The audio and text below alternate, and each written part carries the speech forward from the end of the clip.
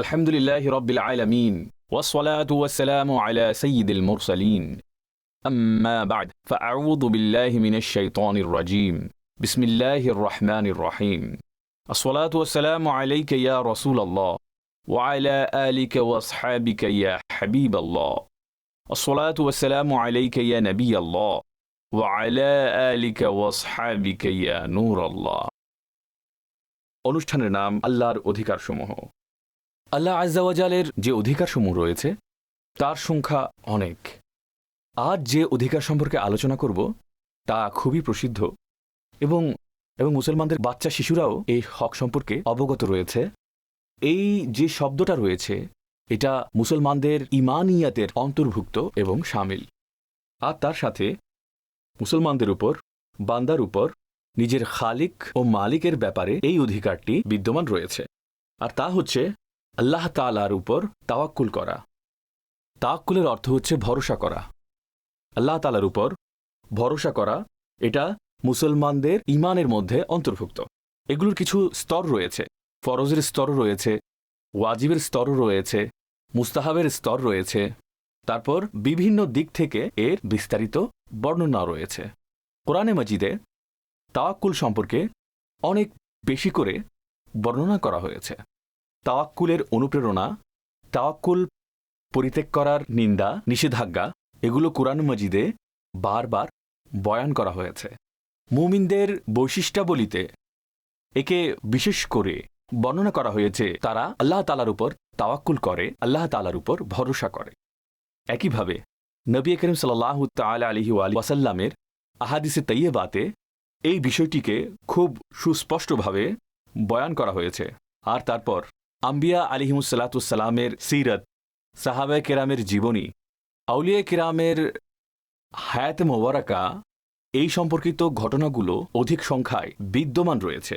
বরঞ্চ এটা হচ্ছে সেই বিষয় যার উপরে পৃথকভাবে উলামায়ে কেরামের রচনাবলী রয়েছে, তারা কিতাব লিখেছেন।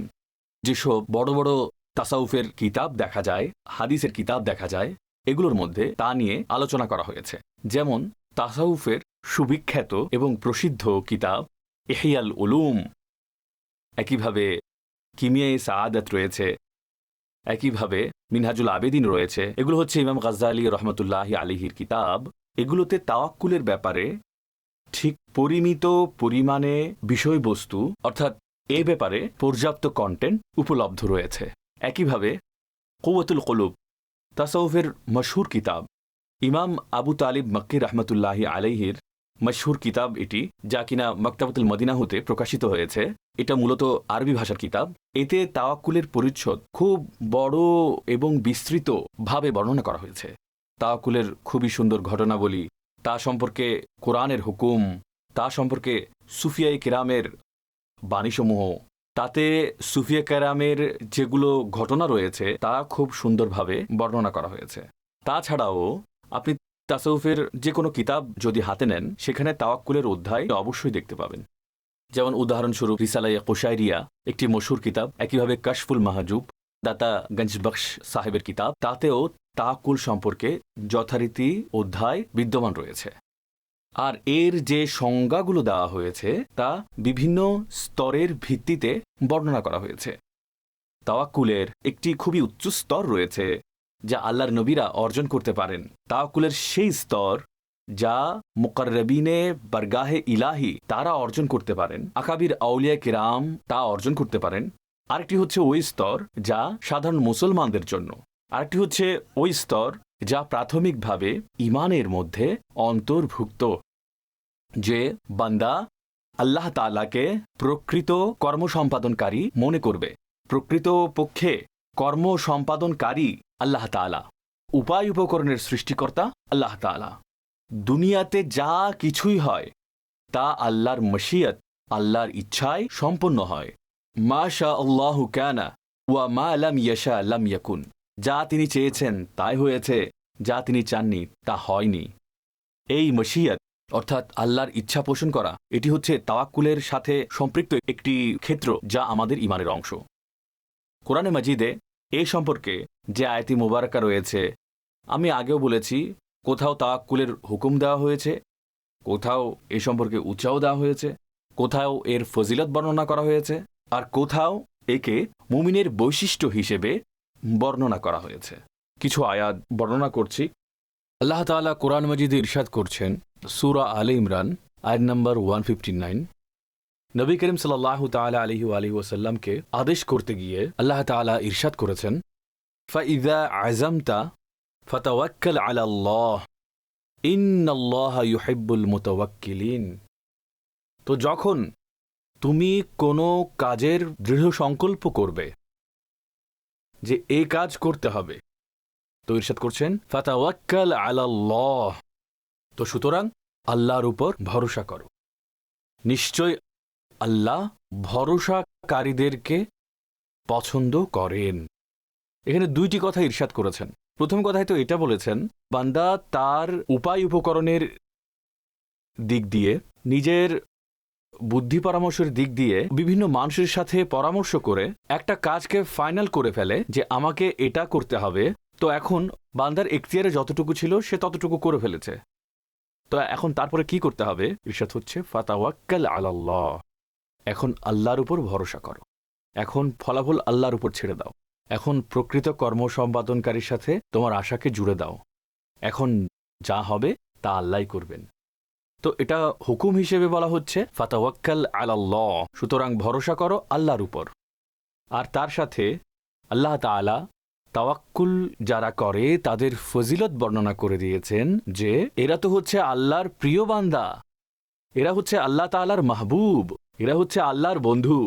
ইন্নাল্লাহা ইউহিব্বুল মুতাওয়াক্কিলিন, নিশ্চয় আল্লাহ তাওয়াক্কুলকারীদেরকে পছন্দ করেন, তাদের সাথে বন্ধুত্ব রাখেন। তো তাওয়াক্কুলের ফজিলত ও তাওয়াক্কুলের হুকুম যা কোরআনে মাজিদে বর্ণনা করা হয়েছে।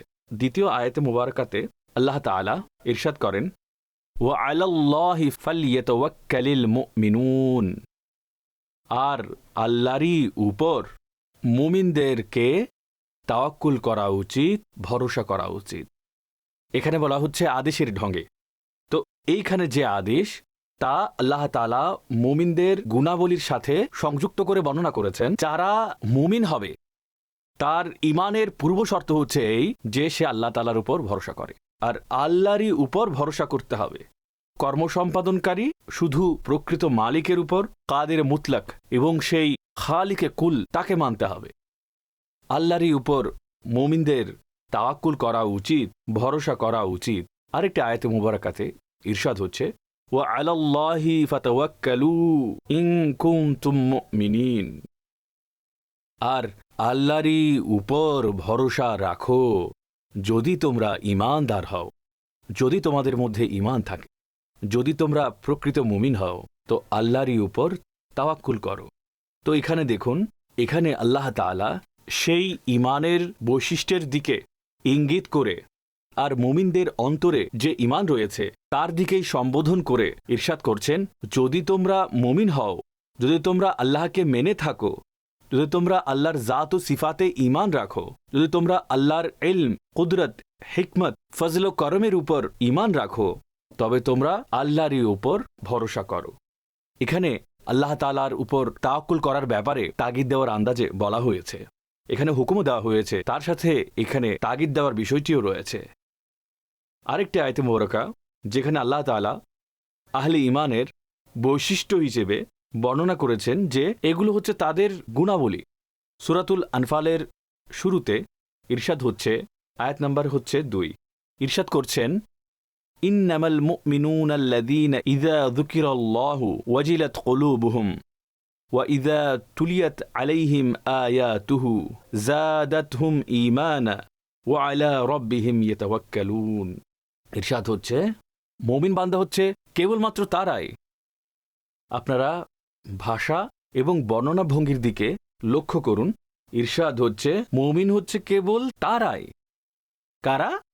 যখন আল্লাহ তাআলার জিকির করা হবে তো তাদের অন্তরে ভয় সৃষ্টি হয়ে যায়, তাদের অন্তর ভীত হয়ে যায়, একটা। আর দ্বিতীয়টি, যখন তাদের সামনে আল্লাহ তাআলার আয়াতগুলো তেলাওয়াত করা হয় তাদের ঈমান বৃদ্ধি পেয়ে যায়।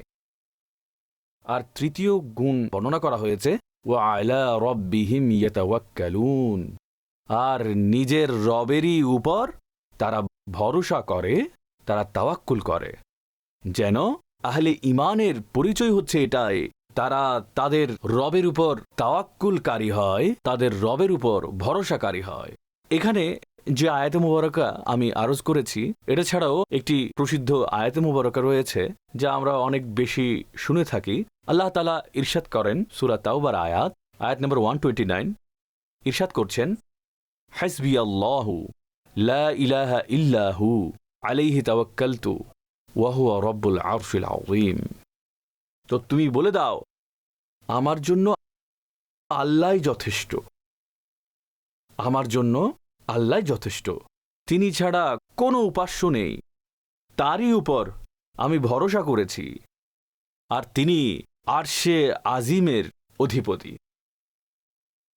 এটা হচ্ছে ওই আয়াত মুবারাকা। প্রতিদিনকার তাসবিহ তাহলিলে আমরা সাধারণত অনেকেই পড়ে থাকি, হাসবিয়াল্লাহু লা ইলাহা ইল্লা হুয়া আলাইহি তাওয়াক্কালতু ওয়া হুয়া রাব্বুল আরশিল আযীম। এই আয়াতে মুবারাকা যার অনেক ফজিলত বর্ণনা করা হয়েছে, বরঞ্চ হাদিসে মুবারাকাতে এতটুকু পর্যন্ত বলা হয়েছে যে ব্যক্তি এই আয়াতে মুবারাকা সকাল সন্ধ্যা 7 বার পড়ে, আল্লাহ তাআলা তার সমস্ত কাজে পরিপূর্ণতা দান করে দেবেন, অর্থাৎ আল্লাহ তাআলা তার সকল কাজ পুরো করে দেবেন। আলা হযরত ইমাম আহলে সুন্নাত মুজাদ্দিদে দ্বীন ও মিল্লাত শাহ ইমাম আহমদ রাজা খান আলাইহি রাহমাতুর রহমান ইরশাদ করেন, তিনি বলেন, ফকিরের কাছে, অর্থাৎ আলা হযরত নিজেকে সম্বোধন করে বলছেন, বিভিন্ন আওরাদ এবং ওয়াজাইফের বড় বড় রেজিস্টার সংগ্রহে রয়েছে, কিতাব সংগ্রহে আছে, কিন্তু ইরশাদ করছেন, আলহামদুলিল্লাহ, আমার সকল কাজ ওই ওয়াজিফাগুলোর মাধ্যমে হয়ে যায় যা নবী করিম সাল্লাল্লাহু তাআলা আলাইহি ওয়াসাল্লাম বর্ণনা করেছেন।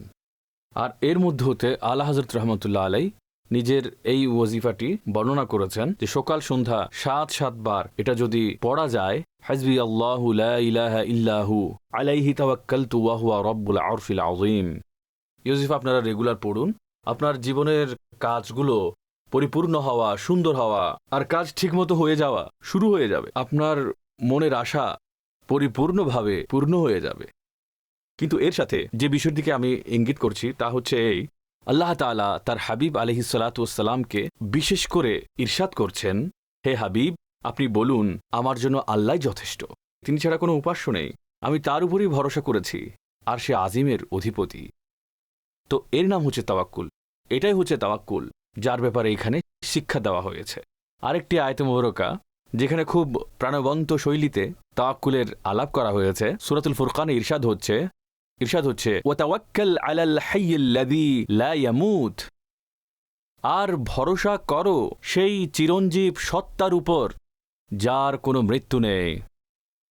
সেই আল্লাহর উপর ভরসা করো যার কোনো মৃত্যু নেই। মানুষ জীবনের কর্মকাণ্ডে অনেক লোকের উপর ভরসা করে থাকে। উপায় উপকরণ হিসেবে অনেক বস্তুর সাথে মানুষের সম্পর্ক সৃষ্টি হয়, আর শরীয়তেরও অনুমতি রয়েছে এগুলো অবলম্বন করা যাবে।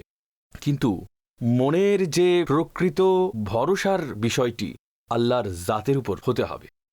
আর এই যে দুনিয়ার যত বড় লোকদের ব্যাপারে মানুষ গর্ব করে, রব তাআলা এই আয়াতে মুবারাকায় সেই দিকেও ইশারা করে বলছেন, এদের তো মৃত্যুবরণ করতে হবে। একজন ব্যক্তি বড় ভরসা করে যে আমার অমুক আত্মীয়, সে খুব পাওয়ারফুল, তার অনেক বড় পদবি, আমার কাজ সে করে দেবে।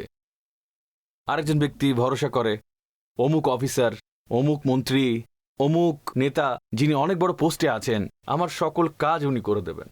কিন্তু কতক্ষণ পর্যন্ত? সেই ক্ষমতাবান ব্যক্তির, সেই পদবিধারী ব্যক্তির কি মৃত্যু আসবে না? যখন সে মারা যাবে তখন তো মামলা শেষ। আচ্ছা, সে মন্ত্রী ছিল, অথবা অনেক বড় মন্ত্রী ছিল, সবার থেকে বড় মন্ত্রী ছিল, অথবা সে বাদশা ছিল, অথবা সেনাবাহিনীর প্রধান ছিল, অনেক কিছুই ছিল। কি হয়েছে? মত আসলে তো সব শেষ। এখন মানুষও তো আর তার খবর রাখবে না। আর মোস্টলি এমনই হতে দেখা যায়, মানুষ তার সম্পর্ক শেষ করে দিয়ে বাস দূরে চলে যায়। খুব বেশি হলে কিছুদিন খোঁজ খবর রাখে, এতটুকুই। তো রব তাআলা ইরশাদ করছেন, এই যে দুনিয়ার প্রকাশ্য সাহায্য দেখা যাচ্ছে, এগুলোর উপর প্রকাশ্য একটা সীমা পর্যন্ত ভরসা করা যেতে পারে, কিন্তু আসল ভরসা, আসল তাওয়াক্কুল আল্লাহর জাতের উপর রাখতে হবে, যার কখনো মৃত্যুই হবে না। যিনি হাই, যিনি কাইয়ুম, যিনি জীবিত, যিনি অন্যকে জীবন দান করেন, যিনি অন্যদেরকে প্রতিষ্ঠিত রাখেন, যিনি কায়নাতকে সৃষ্টি করেছেন, যিনি বদিউস সামাওয়াতি ওয়াল আরদ, যিনি আসমান ও জমিনকে পূর্ববর্তী কোনো উদাহরণ ছাড়া সৃষ্টি করেছেন, প্রত্যেক বস্তুরই যিনি সৃষ্টিকর্তা সৃষ্টি করেছেন, সেই জাতের উপরে ভরসা করো যার কখনো মৃত্যু আসবে না, মৃত্যুও নেই, ঝিমুনিও নেই, নিদ্রাও নেই। লা তাখুযুহু সিনাতুন ওয়ালা নাউম। রবের তরফ থেকে বিষয়টা এমন নয় দিনের বেলাতে হ্যাঁ যোগাযোগ করা যাবে কিন্তু রাতের বেলায় যোগাযোগ করা যাবে না। দুনিয়াবী ক্ষেত্রে তো এরকমই হয়, মানুষের যত বড়ই ব্যক্তির সাথে যোগাযোগ থাকুক না কেন, সে এটাই বলে রেস্টের সময় আছে, ওই সময়টাতে একটু ডিস্টার্ব করো না, আমি ওই টাইমে ঘুমাই, মুখ সময়ে খাবার খাই, আমার ওই সময়ে এই কাজ থাকে, আমার নিজস্ব কিছু ব্যস্ততা থাকে, একটু দয়া করে আমার সময়ের দিকে খেয়াল রেখো। আল্লাহ তাআলা এটা বলেন না।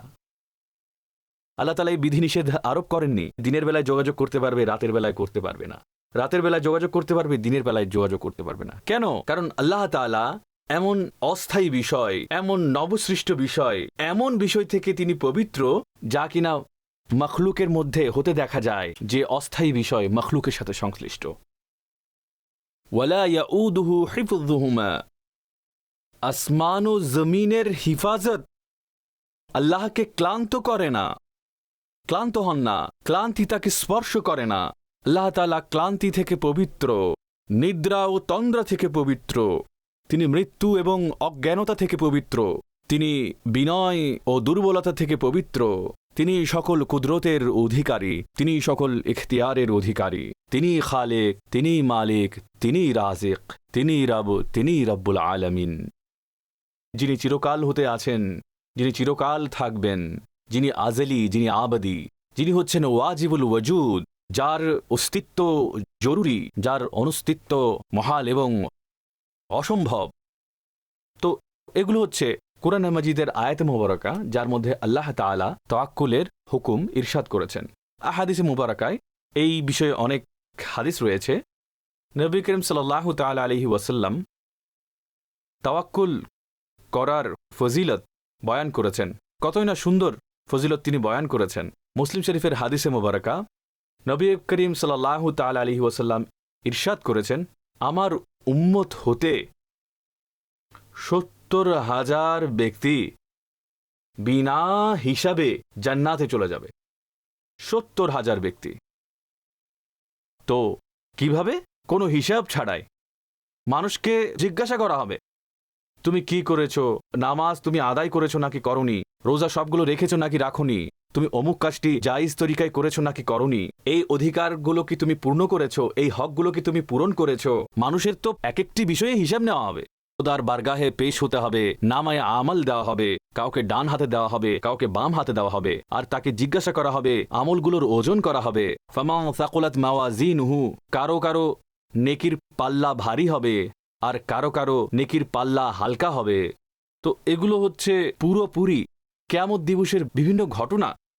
কিন্তু সেই ময়দানে মাহশারে, সেই গরমের তীব্রতায়, সেই হিসাবের মধ্যখানে, সেই মিজানের পাল্লায় আমল পরিমাপ করার সময়ে ৭০,০০০ বান্দা এমন হবেন যাদেরকে আল্লাহ তাবারক ওয়া তাআলা কোনো হিসাব নেওয়া ছাড়া জান্নাতে দাখিল করে দেবেন।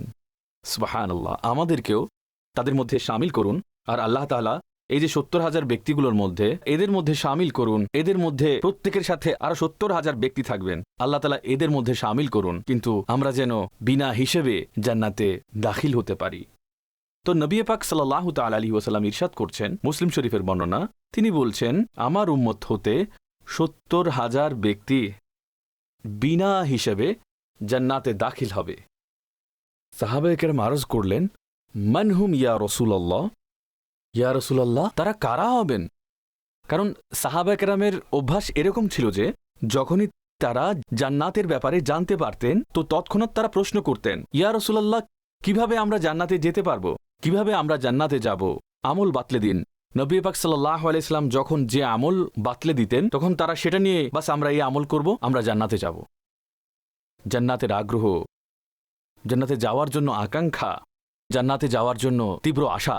কারণ জান্নাত হচ্ছে আল্লাহ তাআলার সন্তুষ্টির স্থান, রবের সাথে মোলাকাত হওয়ার স্থান, আল্লাহর সাথে দিদার হওয়ার স্থান, নেককারদের মোলাকাত এবং সোহবতের স্থান। সেখানে তাদের মোলাকাত হবে নবীদের সাথে, সিদ্দিকিনদের সাথে, শহীদদের সাথে। জান্নাতের মধ্যে সাক্ষাৎ হবে, তাদের সংস্পর্শে বসবে, তাদের কাছে বসবে। আর তাদের ব্যাপারটা, এদের তো সুবহানাল্লাহ, তাদের শানই তো আলাদা, যাদের ব্যাপারে এখানে উল্লেখ করা হয়েছে যে ৭০,০০০ কোনো হিসেব ছাড়া। তো সাহাবাকেরা মার্জ করলেন, মান হুম ইয়া রাসূলুল্লাহ, তারা কারা হবেন, এই সৌভাগ্যবান কারা? নবী পাক সাল্লাল্লাহু আলাইহি ওয়াসাল্লাম ইরশাদ করছেন, হুমুল্লাযীনা লা ইস্তারকুনা ওয়ালা ইয়াতাতায়্যারুনা ওয়ালা ইয়াকতাউনা আলা রাব্বিহিম ইয়াতাওয়াক্কালুনা। যাদের মধ্যে এই 4টি বিষয় থাকবে। একটি বিষয় হচ্ছে যে তারা এই যে আইয়ামে জাহালিয়াতের দম, ঝাড়ফুঁক, এই ধরনের যে বিষয়গুলো আছে এগুলোর সাথে সংশ্লিষ্ট হবে না। আইয়ামে জাহালিয়াতের সময়ে উল্টা পাল্টা শব্দ বলে তারা ঝাড়ফুঁক করত অসুস্থ ব্যক্তিদেরকে, তারা এদের অন্তর্ভুক্ত হবে না, একটি বিষয়। দ্বিতীয় বিষয় যা উল্লেখ করেছেন, ওয়ালা ইয়াতাতায়্যারুনা, তারা শুভ অশুভ বিচার করবে না, অলক্ষণে মনে করবে না। আমি এই বিষয়ে কিছু বিস্তারিত বর্ণনা করব। তৃতীয় বিষয়, ফালা ইয়াকতাউন, আর তারা আগুন দিয়ে চিহ্ন দেবে না। আগুন দিয়ে দাগ দেওয়া চিকিৎসার একটা পদ্ধতি ছিল এখানে, অর্থাৎ এর মধ্যে খুবই গরম শলাকা দিয়ে উত্তপ্ত আগুনের মধ্যে শলাকা থাকত, তার মাধ্যমে কোনো জখমের উপরে দাগ দেওয়া হতো। আর এই চিকিৎসা খুবই যন্ত্রণাদায়ক ছিল। এই কাজটি আয়ামে জাহালিয়াত থেকে চলে আসছিল, সেই যুগেও ছিল। যারা এই চিকিৎসা করায় না তারা এর মধ্যে পড়বে না। এটা তৃতীয় বিষয়। আর চতুর্থ বিষয় যা ইরশাদ করেছেন, ওয়া আলা রাব্বিহিম ইয়াতাওয়াক্কালুন, এই যে বিনা হিসেবে যারা জান্নাতে প্রবেশ করবে তাদের চতুর্থ বৈশিষ্ট্য হবে যে তারা আল্লাহর উপরে, নিজের রবের উপরে সত্য ভরসা করে এবং তাওয়াক্কুল করে। এই 4টি বৈশিষ্ট্য যাদের মধ্যে থাকবে, বিনা হিসেবে তারা জান্নাতে প্রবেশ করবে। তো এখানে যে 4টি বিষয় বর্ণনা করেছি তার একটু বিস্তারিত ব্যাখ্যা দেওয়া দরকার। এ সম্পর্কে আরেকটু স্পষ্ট ভাষায় ক্ল্যারিফিকেশন হওয়া প্রয়োজন আছে। প্রথম বিষয় যা তিনি ইরশাদ করেছেন যে ঝাড়ফুঁক করায় না। ঝাড়ফুঁক থেকে উদ্দেশ্য হচ্ছে দম করা, কিন্তু এখানে উদ্দেশ্য ওই দম করা নয় যেটা খোদ নবী পাক সাল্লাল্লাহু আলাইহি সাল্লাম থেকে সাব্যস্ত। কারণ এমনটা হওয়া সম্ভব নয় যে নবী পাক সাল্লাল্লাহু আলাইহি সাল্লাম একটি আমল করেন আর তা মাআযাল্লাহ খারাপ হবে, আর তাকে নিষেধ করা হবে, তাওয়াক্কুলের পরিপন্থী হবে, আর তার ব্যাপারে এমন বলা হয়েছে যে অমুক কাজ করা যাবে না। এমনটা হওয়া সম্ভব নয়।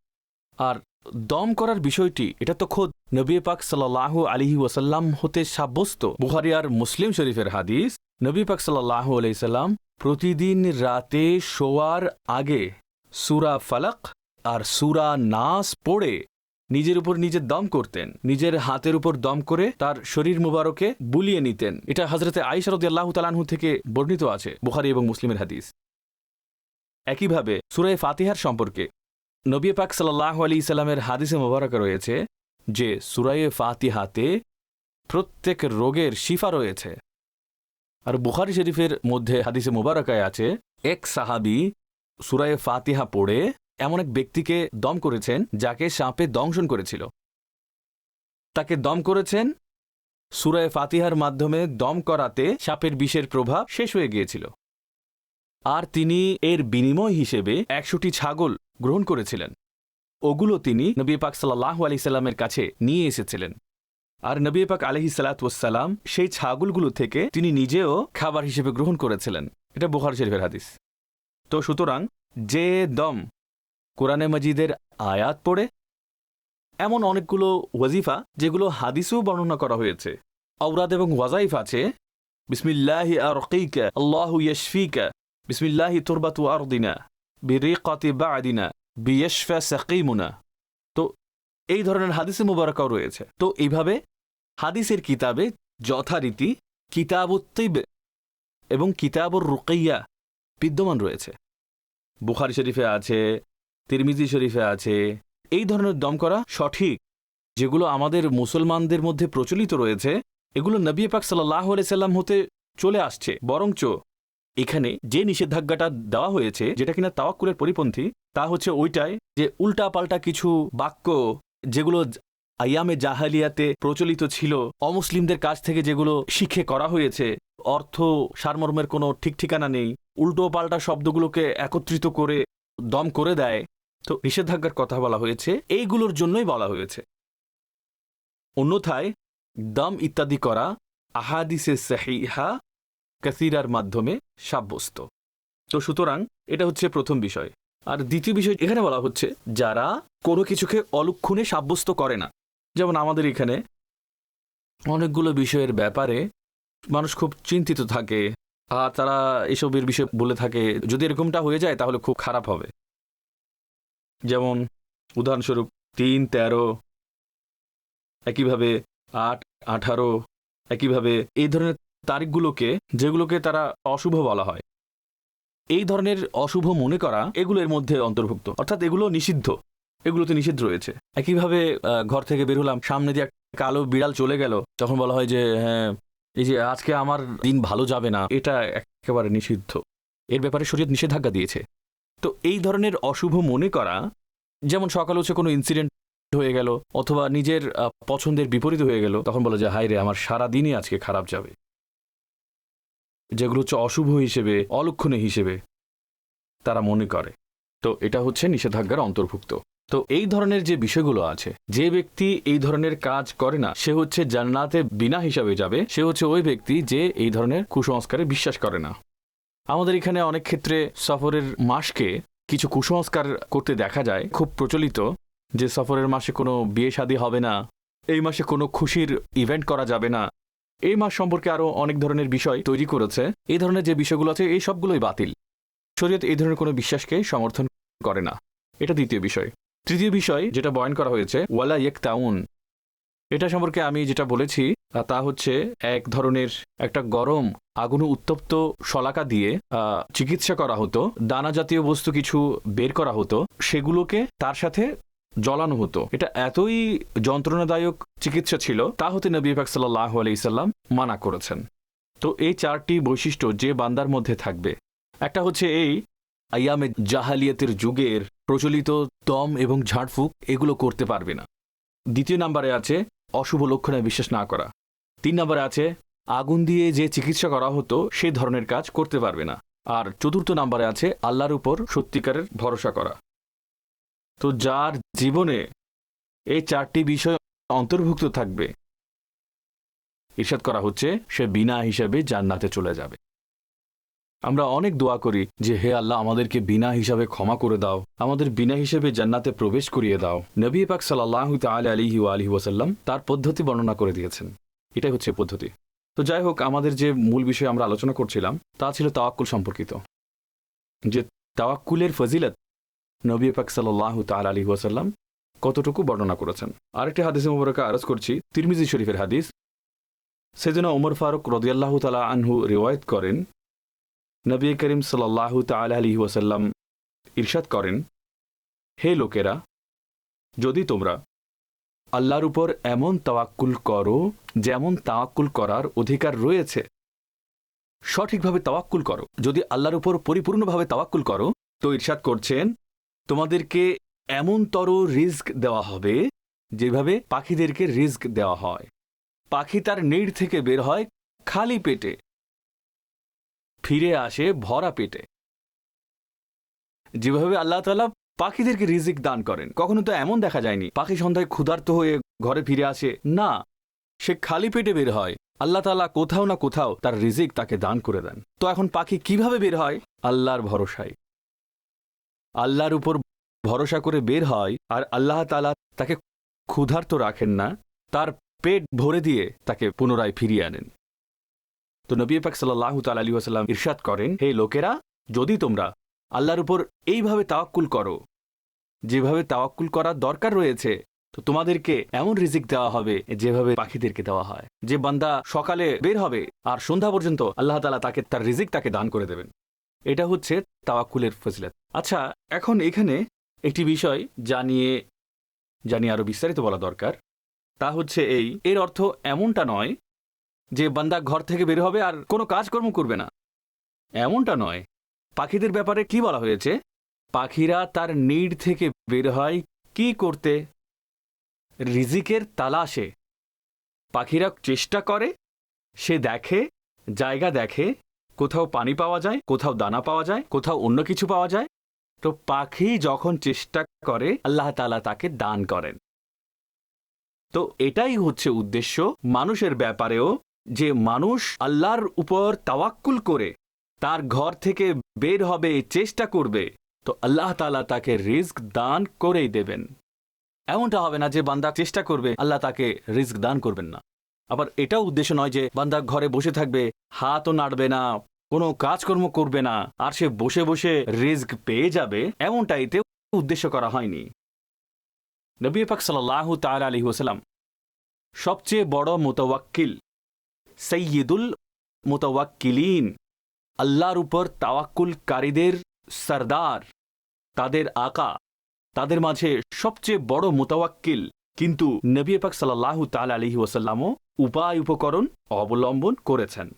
নবী পাক সাল্লাল্লাহু আলাইহি সাল্লাম যখন হিজরতের রাতে বের হলেন, গারে সোরে তশরিফ নিয়ে গেলেন, তখন শত্রু থেকে বাঁচার দরকার ছিল, তিনি তখন উপকরণ অবলম্বন করেছেন। গজওয়ে বাদর সাহাবায়ে কেরামদেরকে যথারীতি প্রস্তুত করেছেন, তাদেরকে কাতারবন্দি করেছেন, তাদের জন্য তলোয়ার, উট, ঘোড়া যতটুকু পাওয়া গিয়েছিল ততটুকুর ব্যবস্থা করেছেন। এরপর ফলাফলের জন্য আল্লাহর উপর ছেড়ে দিয়েছেন, আল্লাহ তাআলা বিজয় দান করেছেন। তো সুতরাং উপায় উপকরণ অবলম্বন করা এটা তাওয়াক্কুলের পরিপন্থী নয়, বরং এটাও তাওয়াক্কুলের অন্তর্ভুক্ত। নবী পাক সাল্লাল্লাহু তাআলা আলাইহি ওয়াসাল্লামের তাওয়াক্কুলের একটি ঘটনা বর্ণনা করছি। বান্দা যখন আল্লাহর উপর পুরোপুরি ভরসা করে, আল্লাহ তাআলা কিভাবে তার সাহায্য করেন। বুখারী শরীফের একটি হাদিস, নবী করিম সাল্লাল্লাহু তাআলা আলাইহি ওয়াসাল্লাম একবার একটি গজওয়া থেকে প্রত্যাবর্তন করছিলেন। ফিরে আসার সময় কোনো জায়গায় তিনি অবস্থান করলেন।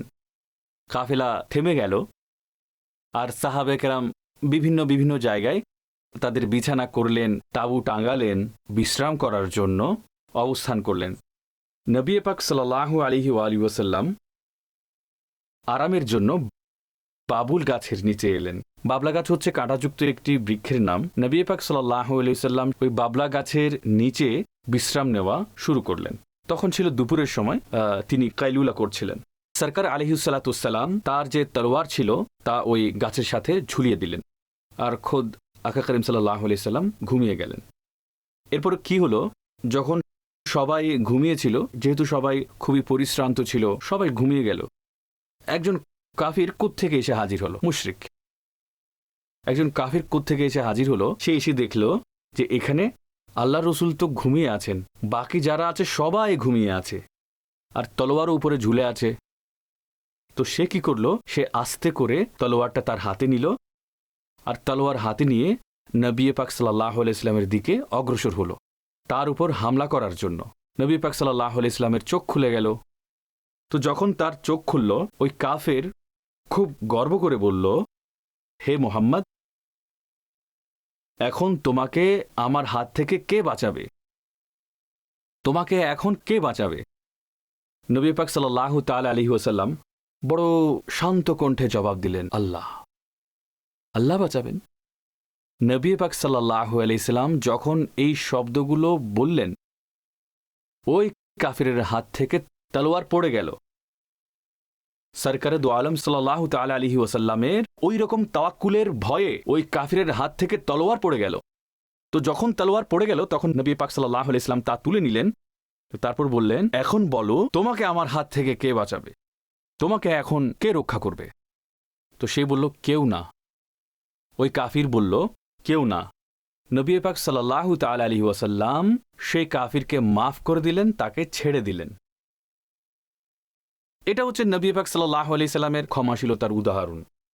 ওই কাফিরকে তার সামর্থ্যে থাকা সত্ত্বেও তার কোনো প্রতিশোধ নেননি।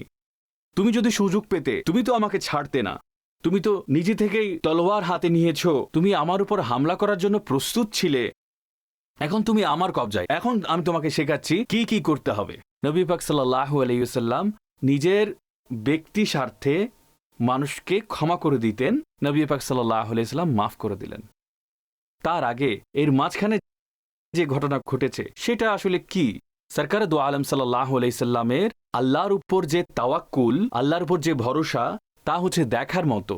সাহাবায়ে কেরাম সবাই ঘুমিয়েছিলেন, কাফির সেখানে দাঁড়িয়ে আছে তলোয়ার হাতে নিয়ে। নবী পাক সাল্লাল্লাহু আলাইহি ওয়াসাল্লাম নিরস্ত্র ছিলেন, তার হাতে কিছুই ছিল না, তার হাতে কোনো হাতিয়ার ছিল না, জবাব দেবার কোনো বস্তুই ছিল না। কিন্তু সরকার আলাইহিস সালাতু ওয়াসসালাম আপন রবের উপর ভরসা করে বলছেন, আমাকে আল্লাহ বাঁচাবে, আল্লাহ বাঁচাবেন। তো এটা ছিল আকা করিম সাল্লাল্লাহু আলাইহি সাল্লামের উম্মতের জন্য তাওয়াক্কুলের একটি উদাহরণ, নমুনাও বটে। তো এখানে তাওয়াক্কুলের সম্পূর্ণ বিষয়ে আরও কিছু বিস্তারিত বিষয় এখানে উল্লেখ করব। তাওয়াক্কুলের যে প্রেক্ষাপট, তার পেছনে যে ব্যাকগ্রাউন্ড, তা আসলে কি। দেখুন, তাওয়াক্কুলের মধ্যে কিছু বিষয় এমন আছে যা আমাদের আকীদার সাথে সংশ্লিষ্ট, আমাদের আকীদার সাথে তার সম্পর্ক রয়েছে। আর তারপরে কিছু বিষয় রয়েছে যার সম্পর্ক হচ্ছে উপায় উপকরণের সাথে। তো তাওয়াক্কুলের পেছনে যে ব্যাকগ্রাউন্ডের বিষয়গুলো আছে, যা আমাদের বিলিভস, যেগুলো আমাদের আকাইদের সাথে সংশ্লিষ্ট, সেগুলোর ব্যাপারে কিছু বিষয় উল্লেখ করছি। এরপরে যে বাকি বিষয়গুলো আছে নেক্সট প্রোগ্রামে ইনশাল্লাহ আমরা বর্ণনা করব। আমাদের ঈমান হচ্ছে এটাই, আমাদের আকীদা হচ্ছে এটাই যে এই দুনিয়াতে প্রত্যেক বস্তু আল্লাহ তাআলার ইজেনে, আল্লাহ তাআলার অনুমতিতে সংঘটিত হয়। অর্থাৎ তার ইচ্ছা, তার মাশিয়াত যদি হয় তবে তা হতে পারে। আল্লাহ তাআলা ইচ্ছা পোষণ করেন, তখন বৃষ্টি বর্ষিত হয়, মাটি থেকে ফসল সৃষ্টি হয়, কেউ জন্মগ্রহণ করে, কেউ মৃত্যুবরণ করে। আল্লাহর অনুমতি হলে তবে হতে পারে, আল্লাহর অনুমতি না হলে তখন কিছুই হতে পারে না। এটা আমাদের প্রথম আকীদা। দ্বিতীয় আকীদা হচ্ছে এই, আল্লাহ তাআলার যেসব কর্মকাণ্ড রয়েছে, আল্লাহ সুবহানাহু ওয়া তাআলা সমগ্র সৃষ্টি জগতে যে তাসাররুফগুলো করেন, তার প্রকাশ উপায় উপকরণ রূপে হয়ে থাকে। মোস্টলি প্রকাশ্য যে উপকরণগুলো রয়েছে এগুলোর রূপে বিদ্যমান থাকে। কিভাবে? উদাহরণস্বরূপ, যদি আগুন জ্বলে, আগুন জ্বলার পেছনে কোনো কারণ আছে। বিভিন্ন গ্যাসের মিশ্রণে যে আগুন সৃষ্টি হয়, সেই গ্যাসগুলোর মিশ্রণ হলে আগুন অস্তিত্বে আসে। আগুন সৃষ্টি হলে তা হতে তাপ সৃষ্টি হয়। সূর্য উদয় হলে তা হতে উষ্ণতা এবং আলো পাওয়া যায়। একইভাবে মেঘ যদি সৃষ্টি হয় তা হতে বৃষ্টি বর্ষিত হয়। তো আল্লাহ তাআলা বৃষ্টি দান করেন, আল্লাহ তাআলা আলো দান করেন, আল্লাহ তাআলা গরম ও ঠান্ডা দান করেন, ঋতুগুলো পরিবর্তন করেন। কিন্তু এই সবগুলোর পেছনে উপায় উপকরণের একটি সম্পূর্ণ ধারাবাহিকতা রয়েছে। বাতাস প্রবাহিত হয়, এক জায়গা থেকে উত্থিত হয়, অন্য জায়গায় গমন করে, ঋতু পরিবর্তন করে দেয়। যেমন আমাদের এখানে যদি আমরা ঢাকা শহরের কথা বলি, এখানে যদি খুব শীত পড়ে তখন আমরা বলি হিমালয় থেকে শৈত্যপ্রবাহ আসছে, যে হিমালয় থেকে শীত আসছে দেখে আমাদের এখানে ঠান্ডা হয়ে গেছে। অনেক সময় আমরা বলে থাকি যে উত্তরবঙ্গ থেকে প্রবাহিত হয়ে আমাদের এখানে আসছে। তো এইভাবে বাতাসের যে প্রবাহ চলমান থাকে, ফলশ্রুতিতে এখানে শীত পড়ে। তো আল্লাহ সুবহানাহু ওয়া তাআলা যে ক্রিয়া করেন তার পেছনে উপায় উপকরণের একটি জগৎ বিদ্যমান থাকে। এটা হচ্ছে দ্বিতীয় বিষয়। তৃতীয় বিষয় হচ্ছে এই, যদিও বা এই বিষয়গুলো উপায় উপকরণের মাধ্যমে সংঘটিত হয়, কিন্তু আল্লাহ উপায় উপকরণের মুখাপেক্ষী নন। আল্লাহ তাআলা কোনো বস্তুকে উপকরণ হিসেবে সৃষ্টি করলে তা উপকরণ, যদি তাকে উপকরণ না বানান তবে সেই উপকরণ শেষ হয়ে যাবে। যেমন আগুনের কাজ হচ্ছে জ্বালানো, কিন্তু আল্লাহ যদি চান তবে আগুন তো থাকবে কিন্তু জ্বালাতে পারবে না। যেমন হযরত ইব্রাহিম আলাইহিস সালাতু ওয়াস সালামের সাথে হয়েছে, সেগুলো আগুন ছিল, জ্বালায়নি। তলোয়ারের কাজ হচ্ছে কেটে ফেলা। এখন আল্লাহ তাআলা যদি চান তলোয়ারের আঘাত তো হবে, কাটবে না। পানির কাজ হচ্ছে পিপাসা মেটানো। আল্লাহ তাআলা যখন চান তখন পানি দিয়ে তৃষ্ণা মেটে। আল্লাহ যদি না চান তবে কোনো ব্যক্তিকে সমুদ্র পান করিয়ে দিন, তার তৃষ্ণা মিটবে না। তো উপকরণের সমগ্র ব্যবস্থাপনা অবশ্যই বিদ্যমান আছে, কিন্তু আল্লাহ তাআলা এই উপকরণের মুখাপেক্ষী নন। তিনি মালিকে কুল, তিনি হচ্ছেন মুখতারে কুল। কেবলমাত্র তারই ইখতিয়ার। তিনি যদি চান উপকরণের মাধ্যমে কাজ হতে পারে, তিনি যদি চান উপকরণের মাধ্যমে ওই কাজ হবে না। তো এখানে তিনটি মৌলিক বিষয় আমি উল্লেখ করেছি। ইনশাআল্লাহ আযজা ওয়া জাল তাওয়াক্কুলের ব্যাপারে আরো বিস্তারিত আলোচনা এটা নেক্সট প্রোগ্রামে ইনশাআল্লাহ করব। আল্লাহ তাআলা আমাদেরকে তার মুতাওয়াক্কিল বান্দাদের মধ্যে শামিল করুন। আমিন বিজাহিন নবীল আমিন সাল্লাল্লাহু তাআলা আলাইহি ওয়াসাল্লাম।